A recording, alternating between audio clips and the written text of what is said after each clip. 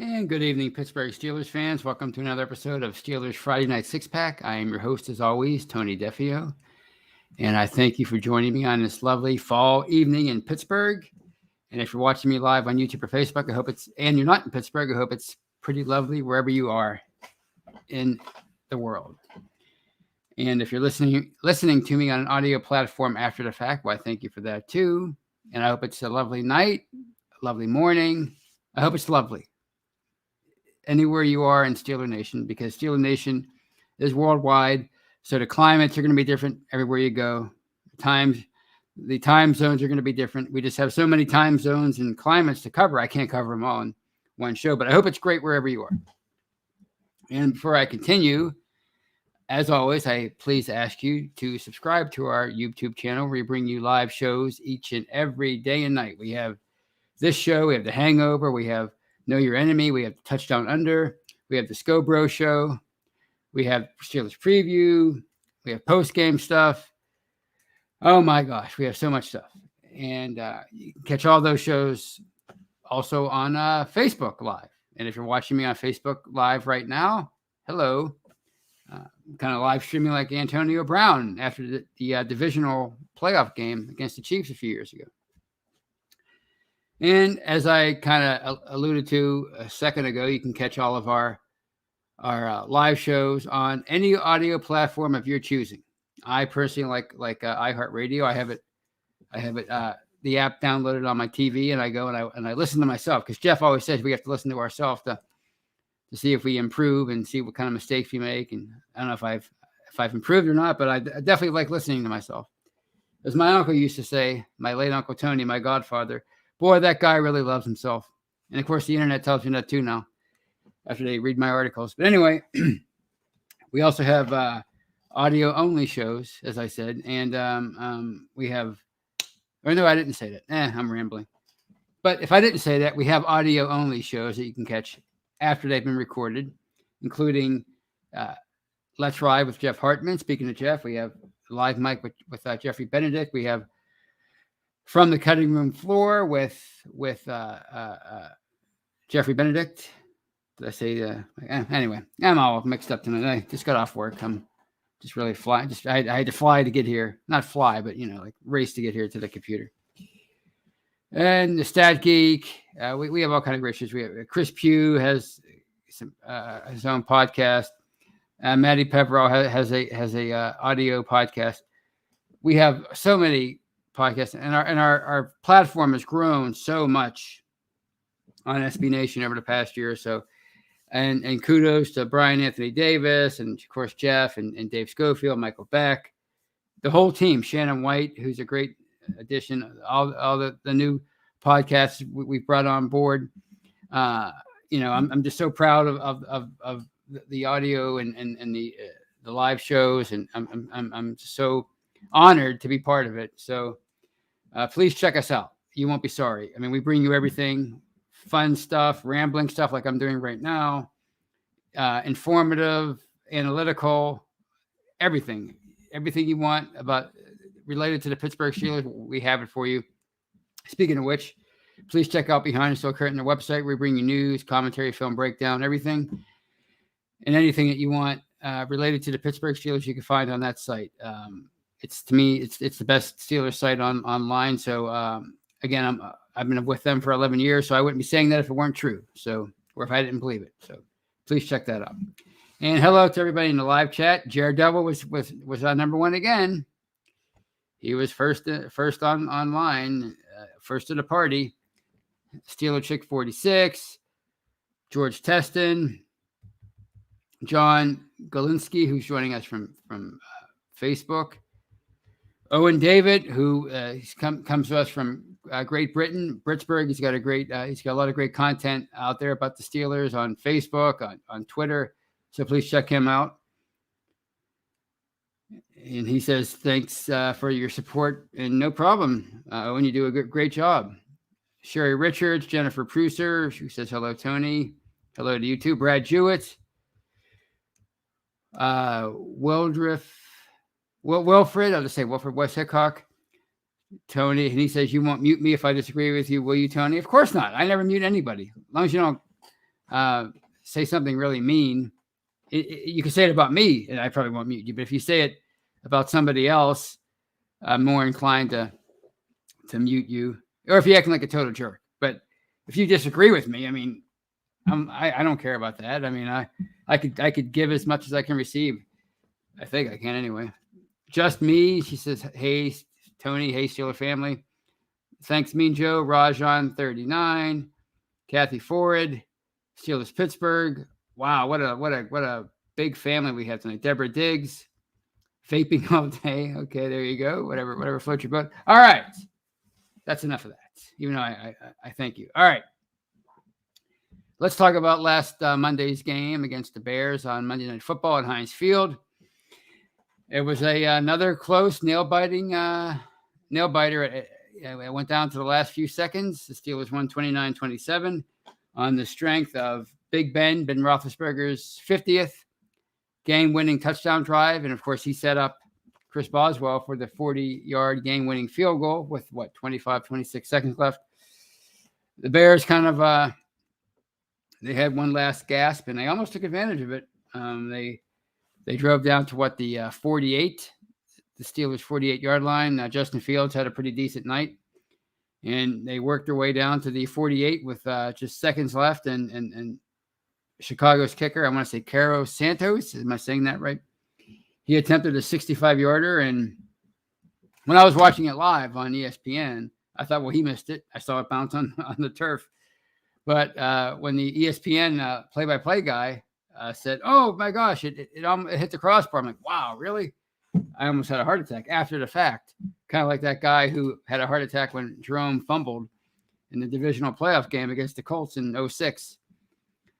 But I guess I don't know what that guy. I don't know what I forget his name. Is it Brian Kelly? Whoever the ESPN's play-by-play guy is for Monday Night Football. And by the way, I think that's a great crew. I think they do a solid job. I think they're kind of getting overshadowed a bit by the Manning show, which I also enjoy. But I think there's something to be said for solid work, and those guys do a good job. But anyway, I don't know what that guy was thinking or seeing at Heinz Field. I assume ESPN's Monday night broadcast crew sits in the same booth as all the other networks when they do games, CBS, NBC, Fox, because, if you listen to the Steelers radio call, Bill Hillgrove, he knew right away it was 10, 12 yards short, but maybe he had a bad angle, but yeah, that was, what's funny about the end of that game, before I continue with other stuff about that game,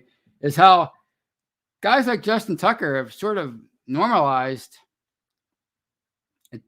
attempting those kind of field goals at the end, those 60-plus yarders. I mean, even as recently as a few years ago, you wouldn't have seen an NFL head coach attempt that kind of field goal, at least on a regular basis, maybe every now and then if you're in Denver or whatever. But now it's almost becoming more of a common thing with these kickers. They're just becoming so good, and they have such leg strength. Now, obviously, Tucker has a strong leg, and I mean even Chris Boswell.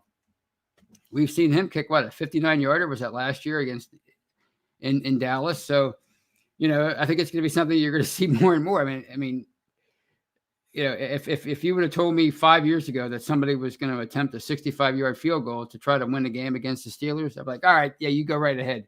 I'm not afraid. But Monday night, I was kind of like, oh my gosh, is he going to make this kick? That's just how normal that play is now. And I think, maybe with these kickers being so good at their craft in the modern era, I mean, I grew up in the 80s when guys like Gary Anderson were the best in the business, and they were hitting like 75, 80% of their kicks, and they certainly weren't attempting many beyond 55, 60, 50 yards, maybe 50 yards, about 55 or 60 for sure. But now, I mean, if you're not connecting on 90% of your kicks, you're probably not considered a great kicker. And if you don't have great leg strength, I mean, what are you even doing in the league in 2021? I mean, there's so many guys out there that have great leg strength and great accuracy. So I think you might be seeing that more and more. If a team thinks it could have a chance to win a game or tie a game, Why not attempt a long field goal if you think your kicker has the leg for it? So that might replace the Hail Mary, as long as the team can win or tie with a field goal anyway. So that was a pretty interesting end to the game. But as far as the game overall against Chicago, I liked how the Steelers started. I thought the offense wasn't great, but let's be real, it's never really going to be great in 2021. It's just not built that way. There's too much youth, and maybe even too much age. If you're talking about Ben trying to lead an offense at the age of 39, that's kind of rare if you really think about the history of the NFL. But they have a new coordinator and everything, so to expect them to be great, and the line is obviously still trying to find cohesion, and to expect the offense to be potent and productive week in and week out, it's just not realistic. But I thought they looked decent. I thought Ben looked as good as he has all year. I thought he made some great throws. I like the 50-50 ball he threw to Chase Claypool early in the game that set up the touchdown, the first touchdown, the 11-yard touchdown by Najee Harris. I like the back shoulder throw he made to Deontay Johnson. I think that was in the second half. Yeah, and I believe that set up Pat Freiermuth's second touchdown. I even like the long pass to James Washington. That was a bit underthrown. People were giving Ben crud for that pass. Oh, he doesn't have any arm strength. But if you watch the play, he was under duress. He was moving around. He kind of threw off his back foot. I mean, it's hard to ask somebody to throw a ball 60, 70 yards when you're about to be hit, and you can't put all of your body into the throw. So, but I thought he had a good game, and I like, the leadership he showed at the end after the Bears took that 27-26 lead on the 16-yard touchdown by Fields to Darnell Woody. I think his name. I wrote all these articles throughout the week. I can't remember anybody's name. There's so many players out there. But anyway, it was a great pass by Fields. I thought he had a good game. I mean, he's been struggling in 2021, Justin Fields, the Ohio State product. But overall, I thought he had a decent game for being a rookie and for coming into the game with his struggles. But anyway, after Chicago took that lead, you're kind of wondering, geez, if this game gets away from them, if they lose this game, that's going to be a nightmare. Considering they had a 14-0 lead early and a 20-6 lead late, and then a 23-13 lead before Ray McLeod's fumble. So, I mean, if they would have lost that game, it would have been a disaster. So you're kind of a little worried at that point, but you have confidence in Roethlisberger because he's done it so many times. Up to that point, he had led 49 career game-winning drives. So, you thought maybe he would be able to make some plays at the end, and he did. He made some great plays, and he almost ended the game theoretically with a scramble up the middle on. Was it 3rd and 2? He was like literally a few inches short of making that. And if he makes that first down there, they can pretty much milk the clock all the way down to the final 2 seconds before trotting Boswell out for the game-winning kick. But it was nice to see him, still being able to command a huddle at the end and lead an offense down the field in crunch time. I like the way, I wrote about this on Monday, I think, whenever I wrote that article. I think it was Monday or Sunday. I like the way they stuck with the run, even though it wasn't a great day for the running game. It wasn't a great day for the offensive line in general as far as run blocking or pass blocking. But I like the way they stuck with it. Najee Harris had 22 carries for 62 yards. Not a great day.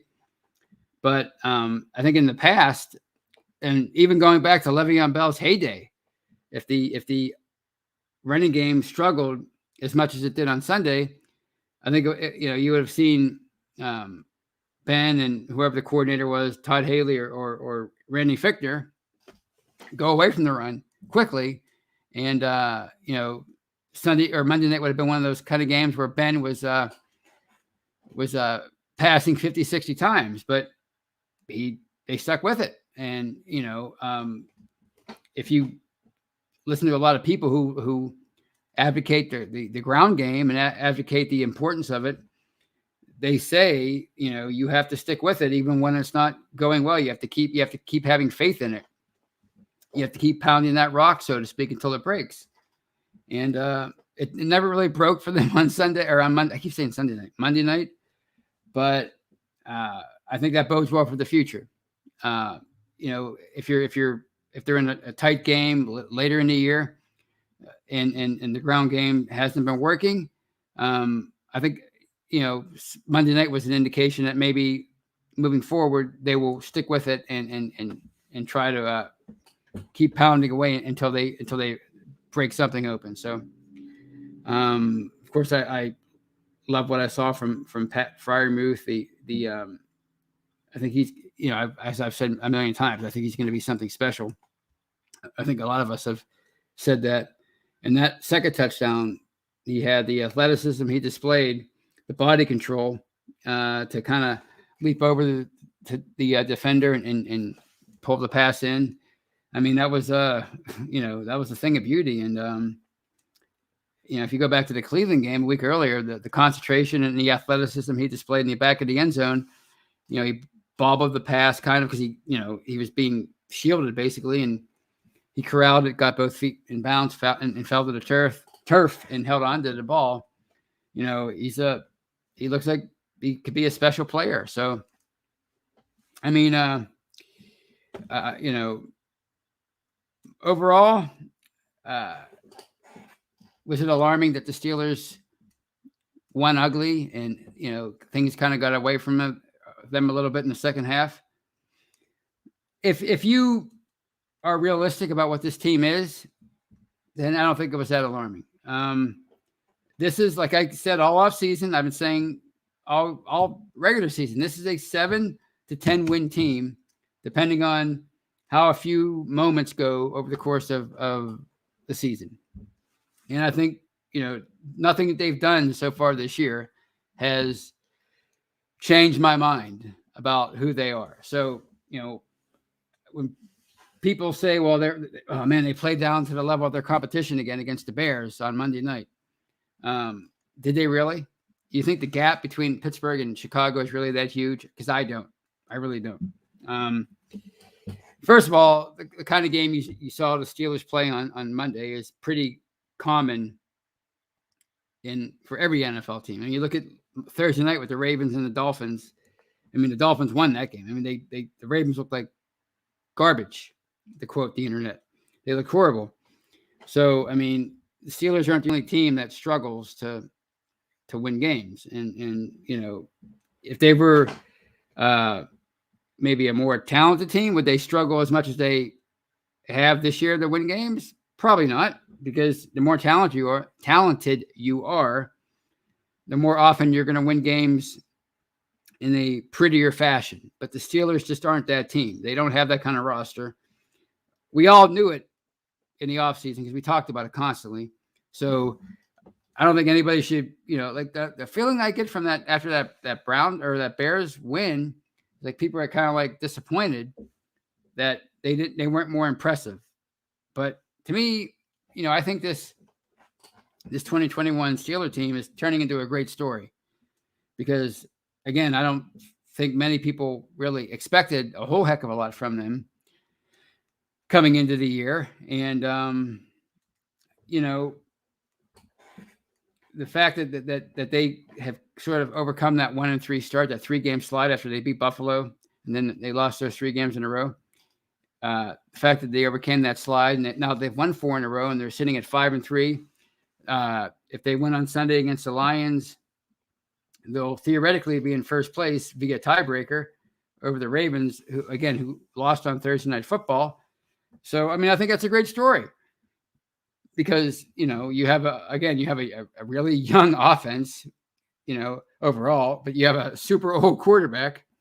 You have a defense that's missing several key players from last year, namely Bud Dupree, Steven Nelson, and Mike Hilton. And, this defense isn't as potent and dominant as it's been the previous 2 years, but it's still pretty darn good. I think it's a top 10 defense for sure.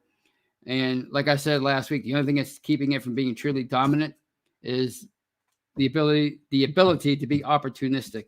And they really haven't been that overall so far this year. But I think they're a great story, these 2021 Steelers, and I think really I'm my enthusiasm for them, like the intensity just isn't there for me this year because I kind of know who they are as a team. But I'm having fun watching them because at the same time, at least I have the last few weeks, because they're showing a lot of moxie, a lot of guts. It would be easy to just fall apart. You're 1-3 after that loss to the Packers, and you're so far behind. You lost to the Bengals at home, for crying out loud. Your offense can't seem to get anything going, and on top of that, you're losing players to injury, and what's the point of continuing? Let's just tank it. But yet, as we've seen from this team, these Mike Tomlin teams over and over again throughout the years, they're just not they're just not giving up, and they're just fighting tooth and nail each and every week, each and every game, and they're hanging in there, and they're learning, and hopefully they're growing. The youngsters anyway, on both sides of the ball. So, I think they're a great story, honestly. And I think, here we are. They're 5-3. They still have 9 games to go. They have 4 more division games to go, including 2 against the Ravens. So, the second half is going to be really, I think, a fun ride, an exciting ride. Hopefully because they're so young and because they're so hungry, hopefully this isn't the year that they kind of fall apart at the end like they had the last few years. We'll see. But right now, you kind of get the sense that there's new blood in that locker room now. There's new kind of almost leadership in a way, and guys like Harris and Freiermuth and Kendrick Green and Dotson and those guys who are kind of meshing with the old guard, and Ben and Cam Hayward, and so I really like this team. It's starting to grow on me. With each passing week, I'm getting more excited about what they're doing, but I'm still tempering my expectations, and I realize who they are. I don't think this is a Super Bowl team right now. It doesn't mean they can't make it there, but I don't think they are a Super Bowl team, and that's okay, because sometimes it's just fun to watch a team grow before your very eyes. And I've been watching them for 41 years, not to pull out the credentials, but I've seen ups and downs, and I've seen teams grow into something special. And maybe this team is doing that before our very eyes. So, well, I rambled on for a while there, and at the 23:30 mark, I will take this opportunity to close out the first half of tonight's show. If you're watching me live on YouTube or Facebook, please don't go anywhere. Please come back for part 2, because I'll be back before you know it. If you're listening to me on an audio platform, well, I thank you for listening to part 1, and please hurry back for part 2 of this episode of Steelers Friday Night Six Pack.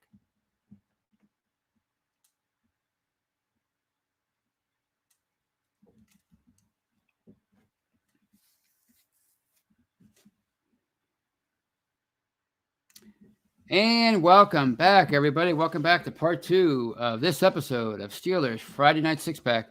I am your host, as always, Tony Defio, and I thank you for sticking with me if you're watching me live. And I thank you for downloading part 2 if you did that.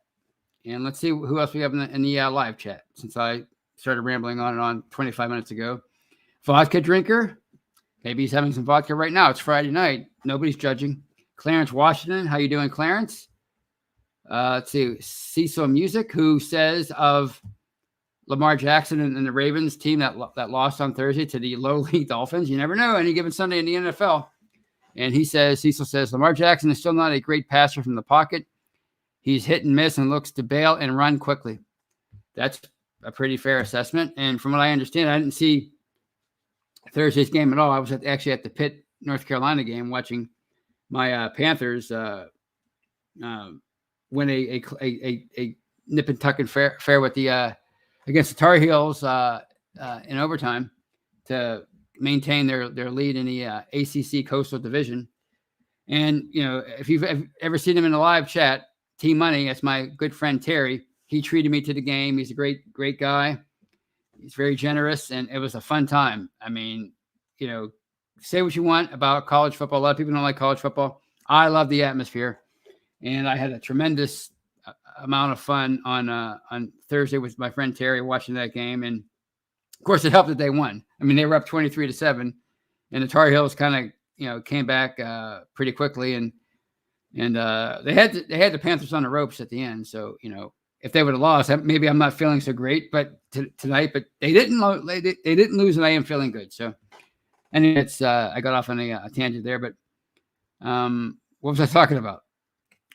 The Ravens and Lamar Jackson, and I didn't get to watch the game at all on Thursday, but from what I understand from reading Twitter and some articles, the Dolphins really had a great game plan on defense to slow down Jackson. They kind of disguised a lot of things at the line of scrimmage. The linemen were kind of dropping into pass coverage while the defensive backs were blitzing. So they did a lot to confuse him. And, maybe that's a nice blueprint for the rest of the league to follow. And, the Steelers, maybe they don't need a whole lot of help because, they've pretty much made, Jackson look ordinary in the 2 or 3 times that they faced him on their defense over the last couple of years. So we'll see. But I think bottom line is the Ravens have their issues too, just like the Steelers and a lot of teams. And, people were talking about their first 8 games, how lucky they were. And, they were kind of scraping by. You look what happened to the Lions. Look what the Lions almost did to them. They theoretically should have beat Baltimore, but Baltimore kind of escaped. Some say they were handed that game by the officials. But yeah, I mean, I'm excited about the second half because this race, provided Pittsburgh wins on Sunday, and boy, if they don't, wow. Provided they beat the Lions, you're looking at 2 teams that are 6-3, and 2 teams as of right now are 5-4. I don't know who. I don't know if the Browns are off or the Bengals are off, but they're both 5-4 right now. So yeah, it's going to be a tight race all the way down to the very end. So, last night's loss by the Ravens was huge, I think, because it really sets up an exciting final 2 months of the season. Speaking of the refs, the officials handing teams games, let's talk about Cassius Marsh and that ridiculous taunting rule, or emphasis on the taunting rule in 2021 by the NFL. And was it 3:40 left in the fourth quarter? He sacked Ben Roethlisberger, 7-yard sack. He did a pretty sweet Bruce Lee-like kick, and then he went and kind of stared at the Steelers bench. And he is a former Steeler, so he was just in their training camp over the summer. And I guess that was his way of his remember Joey Porter back in 2007, the year after he was cut, and he landed in Miami, and Miami came here for that Mud Bowl, and I think he sacked Ben or something. And you could see him on the sidelines mouthing to his teammates, you still love me. But that was Randy Marsh's version of that, although it seemed more menacing. And it happened in an era when the NFL was emphasizing a ridiculous thing, in my opinion. So anyway, Marsh was called for, the Steelers should have punted, but Marsh was called for taunting, and the Steelers had new life. And did they score points on that? Yeah, they kicked the field goal. So it would have been 23-20, and the Ravens would have, the Bears would have got the ball back. And, when they did ultimately get the ball back after Boswell kicked that field goal, the second field goal, fourth quarter. If they would have got the ball back without that field goal, after they got, I'm really rambling. Anyway, after they got the ball back, they marched down the field and scored that go-ahead touchdown that I talked about earlier to make it 27-26. Without that call on Marsh, maybe it's 27-23, and it's a whole different ball game at the end as far as strategy for Pittsburgh, because they would have had to go for a touchdown, of course, and would the offense have had it in it to be able to score 7 points there instead of 3? We'll never know. But as I wrote about the other day, I am kind of glad that it happened, because the NFL needed a call like that to happen in a high-profile situation, just to let them realize that, look, this is a dumb penalty. This is a dumb emphasis for 2021, and you're going to cost a team an important game at some point if you keep making your officials look for this rule or look for this activity in an NFL game. Because really, what harm did Marsh do by staring at the Steelers bench? What effect did that have on the game? Did he hurt their feelings? Did he start a fight? None of that happened, and yet it cost Chicago possession, and ultimately cost them 3 points. 3 points that may have altered the game at the end. Again, we'll never know. So hopefully the league will realize that it can't let something like that affect a game, potentially affect the game in a big way, and they will just have their officials de-emphasize taunting or looking for taunting over the final 2 months of the season. We can only hope.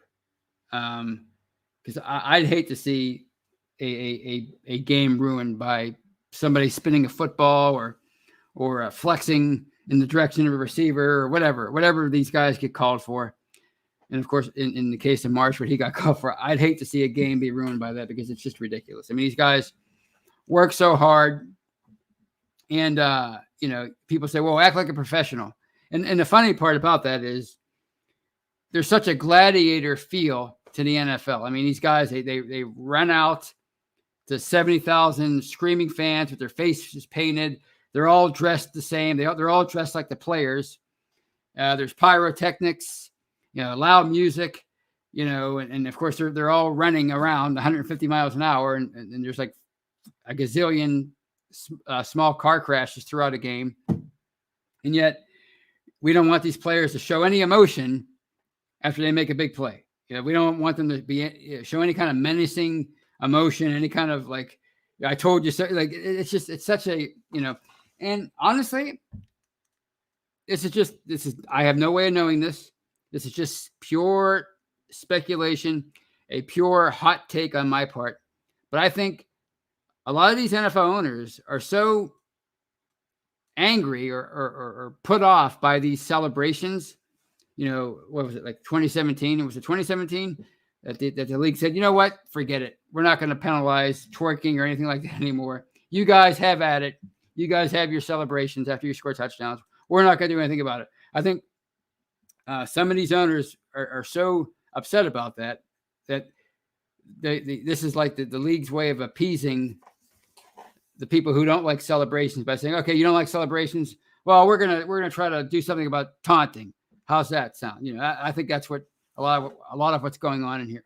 In my opinion, I could be wrong. I'll never know. Maybe somebody will write a book about it one day. Somebody with inside knowledge. But to me, that seems like that's what's going on, because it seems like such a weird thing to emphasize. Because it's not like a little 5-yard penalty. It's a 15-yard penalty. It's an automatic first down.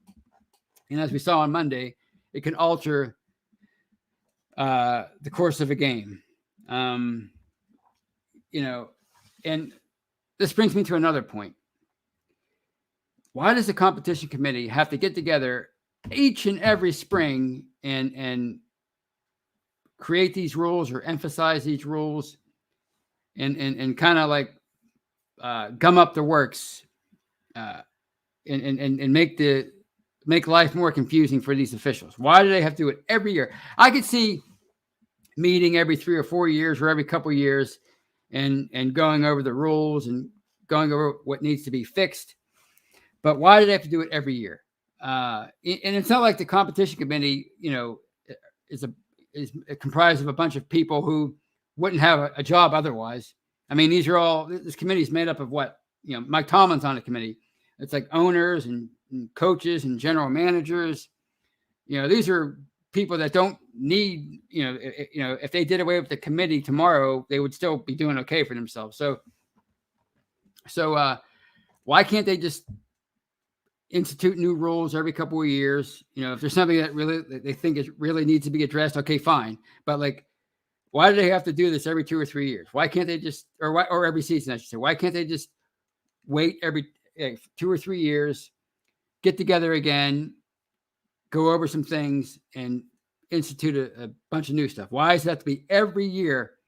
They have to introduce new stuff. It just, to me, they're just overburdening the officials and making them think about too much stuff during a game. And I'm sorry, I'm talking too much. But yeah, like, to me, it's like it's almost like the league has become so successful over the years that the owners want to micromanage it to the point where they feel like they have to be involved in every little thing. And to me, I think they're just doing too much. And I think if it were up to me, I would have this committee meet maybe every other year, but that's just me. I have no power other than this podcast. So, and I think that's all I have for tonight. Oh, one more thing. I think Monday night's the tail end of Monday night's game was a great lesson, and I talked about this on The Hangover with Brian and Shannon on Monday. I think it was a great lesson in situational awareness when you're talking about where you are in a game, what the circumstances are. And that brings me to Ray McLeod, who fielded a punt with like 6 minutes and 20 some seconds left in the fourth quarter. Pittsburgh's up by 10 points. I don't know about you, but I kind of felt pretty darn comfortable at that point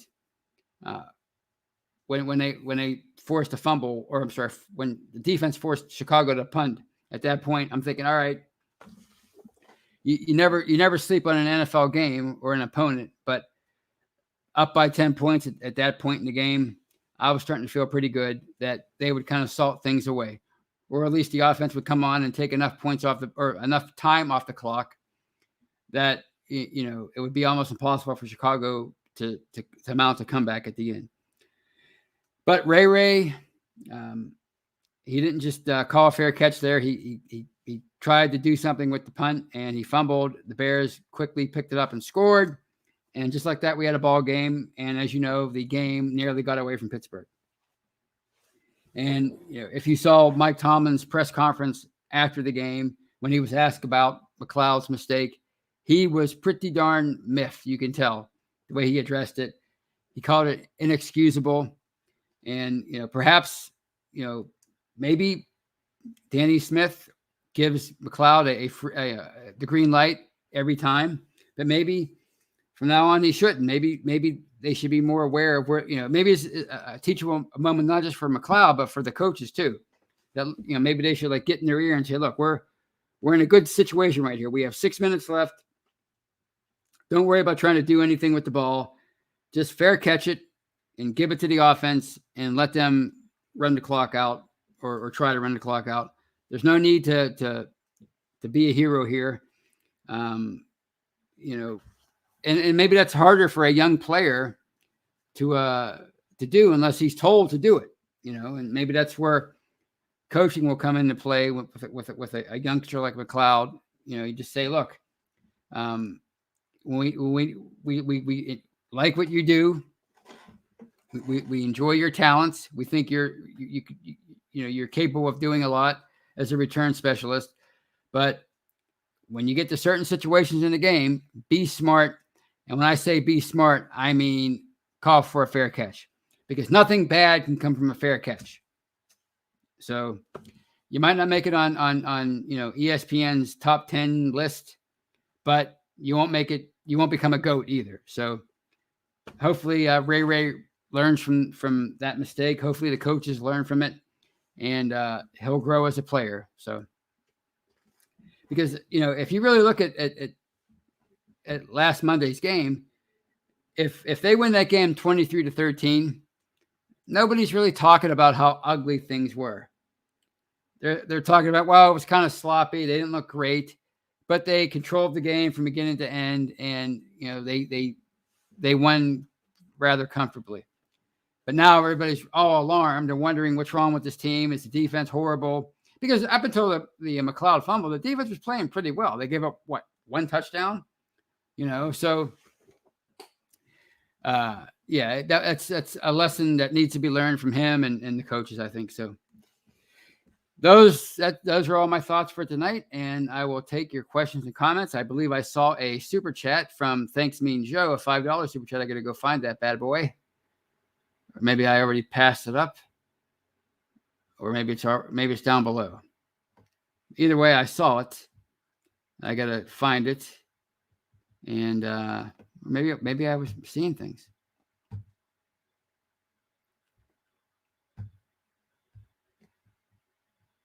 Excuse me. I don't seem to see it anywhere. Maybe oh, there it is.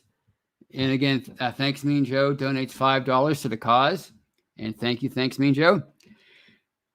And he asks, how bored are you with every team's entire defense racing to the end zone after every turnover? It's gotten old and not very original. Well, I mean, it's not original, that's for sure. I mean, I don't, that stuff doesn't bother me. I don't care about that. They can do that. I mean, if it's the Steelers that are doing it, I'm usually feeling pretty good because they just made a big play. If it's the other team doing it, well, I'm like worrying about how that's going to affect the game. So I'm not even paying much attention to their celebration. I mean, whatever. I mean, it's a fad that'll pass like everything else, it's like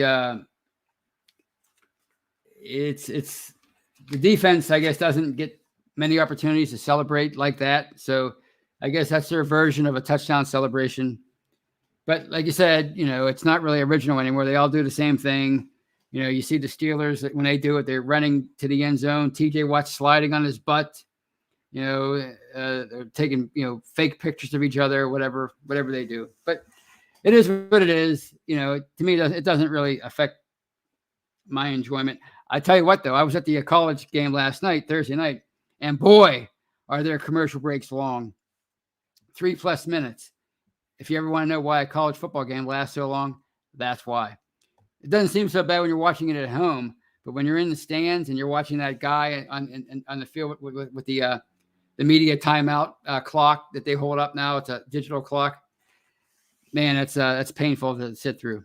So yeah, that's more frustrating than these unoriginal celebrations. But thank you for the well thought out question there. Thanks, Mean Joe. It was it's a good. It is pretty redundant anyway. It's unoriginal. I know that.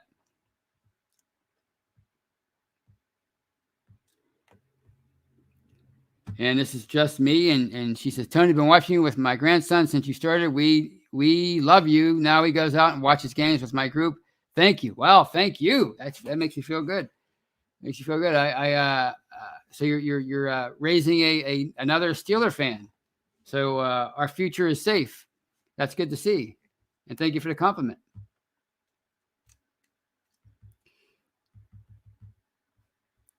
And this is from Russ Obenstein, and he says, we all saw it coming with Ray a few games in a row where he didn't control the ball. Coach should get a hold of him and tell him to call for a fair catch to secure the ball. Well, if you remember back in the day, that's what they used to do. Like guys like, was it Will Allen and players like that would be sent back there when the situation called for it. Maybe it wasn't Will Allen, but it was a veteran player like that. You knew he wasn't going to return the punt. He was just going to fair catch it. why they can't do that with the superstar punt returner. Why they can't just have him go, hey, fair catch and catch it? I don't know. Maybe it's because they're just champing at the bit to return one that you can't really trust them to call for a fair catch. I don't know. But if you remember back in the day, Antonio Brown, when he was their primary punt returner, they would always put the other guy in. Again, I forget who the running back. I think it was a running back. It wasn't Will Allen. It was a running back. But anyway, he was a veteran, and they would put him in there when the situation called for a fair catch. And I'm like, why can't they just leave Antonio Brown in there to call for a fair catch? But maybe, he was a youngster at that time. Maybe you just couldn't trust him to do the smart thing because he wanted to make a big play. But yeah, I mean, I think Ray should definitely know the situation in the future. If it's a tie game, if it's a close game, yeah, sure, you want to make a big play. But if you're up by 10 points with 6 minutes and change left, if you get a couple first downs there, you take a few minutes off the clock, you're just going to make it that much harder for the Bears to be able to do anything. So yeah, in the future, use your head. You don't need to be a superhero every play. You can play smart. Steelers Pittsburgh says Switcher made a living on a fair catch. There you go. That's a good point. I mean, he seemed like he was going to be more dynamic the first time he filled that role for Pittsburgh. If you remember that Cleveland tie, that debacle in week 1 of the 2018 season, he looked like a pretty dynamic returner, but he never really quite built off of that. And yeah, you're right. He basically morphed into a fair catch guy his last couple years.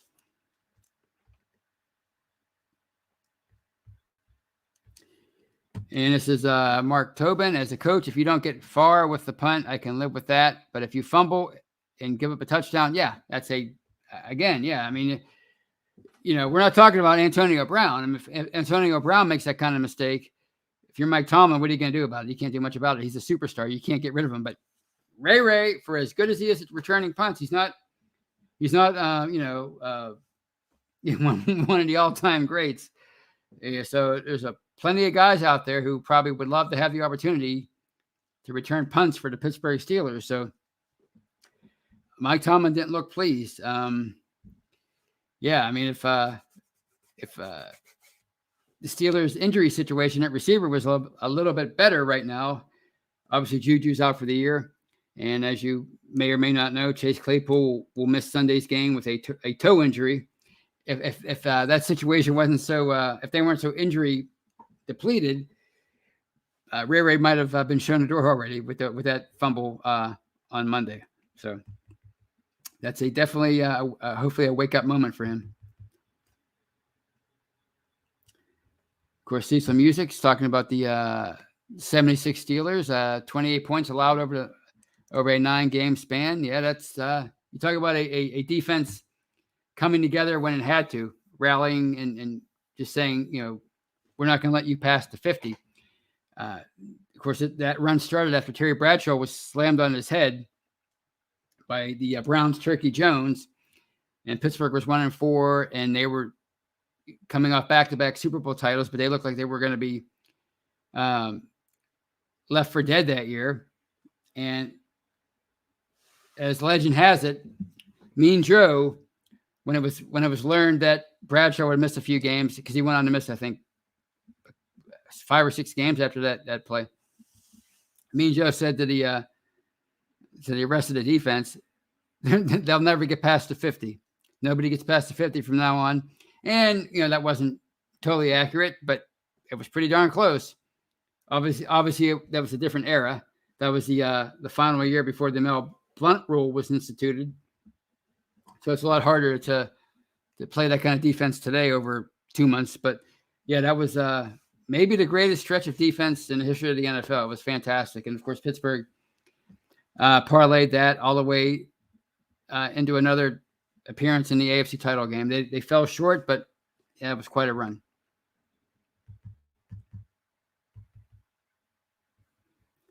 And this is Raj on 39. He says the Steelers cut looked pretty good as a returner before he fumbled. You're talking about Matthew Sexton, I believe. Yeah, he looked pretty good in preseason, but I don't know if he caught on anywhere. But I'm willing to give Ray a second chance. I mean, he's it didn't cost him a victory, and again, he's pretty darn good at his job. He just has to learn how to he has to learn when to be aggressive and when to be smart. So.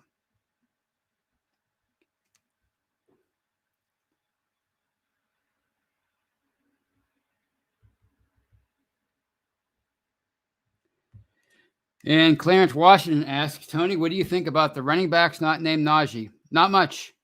I don't think much about it. I mean, Balaj looked like he was going to be something special in the preseason, or at least not special, but a pretty darn good reserve, but we've seen nothing from him. Benny Snell is Benny Snell. I mean, he's just a former fourth-round pick who, basically a downhill runner, and he's, nothing. Anthony McFarland can't seem to get on the field. He can't seem to stay healthy and get on the field, so I don't know what to make of him. But they're using Harris so much. He's such a workhorse. At this point, it doesn't seem to matter. And this is their MO. I mean, no matter how many times people try to advocate for a running back by committee approach, that's just not Mike Tomlin's style. And once again, he went out and found a running back like he did with Le'Veon Bell. He went out and found a running back that he wanted to make the focal point of his offense. And Harris looks like another one of those kind of players. So, like Brian said in the summer, like, does it really matter who your second and third running back is? Probably not, because, those guys are sometimes interchangeable. But this year, it doesn't seem to matter who any of them are as far as their depth is concerned. Will it come back to bite them if Harris gets hurt? Yeah, but even if those guys contributed more up to this point, it's not like they were probably going to do anything anyway if they had to start. So I don't think much of those guys, but it's just not how they do things. They don't really have a running back by committee approach, and maybe a Benny Snell would do a lot better if he was the workhorse. We'll never know, because he never really had that chance, or we don't know yet because he's never really had that chance.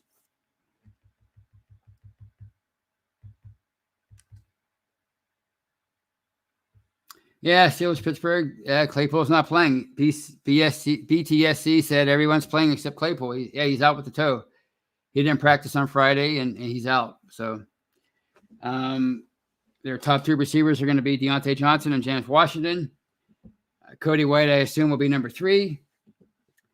But Eric Ebron's coming back. He's not a receiver, but he's a big receiver in a way. He's a tight end.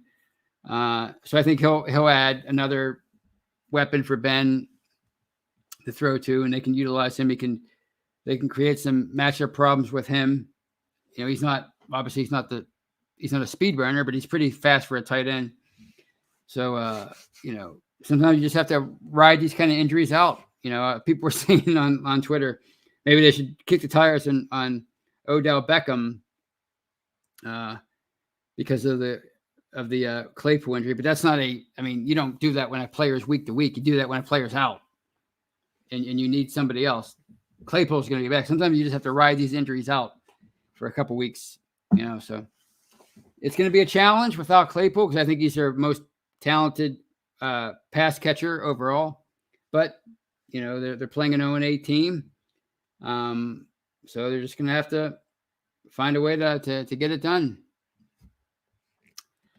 And on that note, I will take this time to say goodnight to you guys and end the show. It was a fun show. I had a great time talking to you all, and I'm pretty excited. I'm getting more excited about the Steelers each and every week, and I look for them to take care of business on Sunday. I'm not saying they're going to go out and win 50-0, because I don't think they have that kind of team. But no matter how they do it, I look for them to take care of business against the Lions and be sitting in first place by the end of Sunday night. So I hope you all have a great weekend, and I hope you enjoy Sunday's game. And until I talk to you on the Hangover with Brian and Shannon on Monday, go Steelers. Take care, everybody.